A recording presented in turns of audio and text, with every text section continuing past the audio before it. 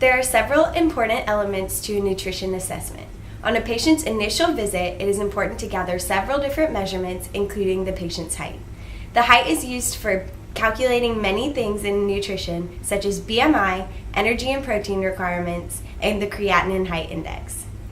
Each of these measurements of the height can be taken in several different ways, often used by dietitians. The first method to gathering a patient's height is the standing height method. This is typically used for patients who are willing and able to stand up straight.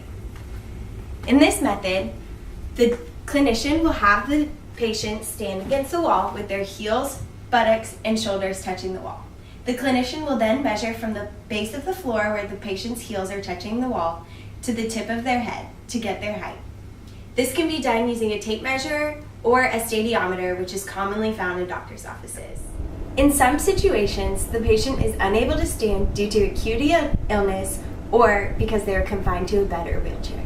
In these occasions, it is important for a dietitian to know the other methods for obtaining someone's height. One way that is typically used by dietitians is the arm span length. In this method, the dietitian will have the patient stand with their arms in a 90-degree angle away from the body and their palms outstretched facing the dietitian. The dietitian will then measure from fingertip to fingertip on the patient's middle fingers and measure the entire wingspan of the patient. This is equivalent to the patient's height. There's also the option for the dietitian to measure one of the patient's arms. In this situation, the patient will extend their dominant arm away from the body at a 90-degree angle in a similar manner as the complete arm span.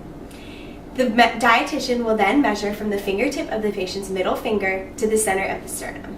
Once this measurement is taken, the dietitian must multiply that number by 2 to determine the patient's height.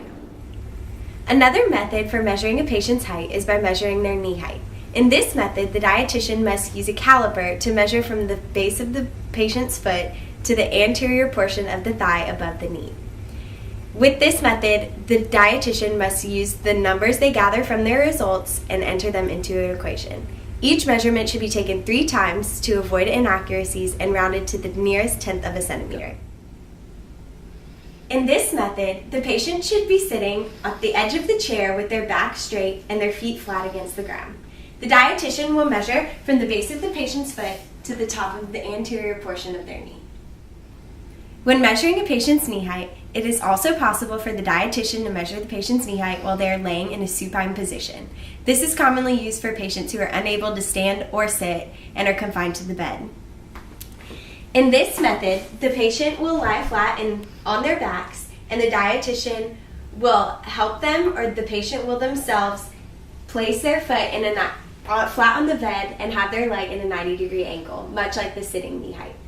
In this method, the dietitian will measure from the base of the patient's foot to the same anterior portion of the knee.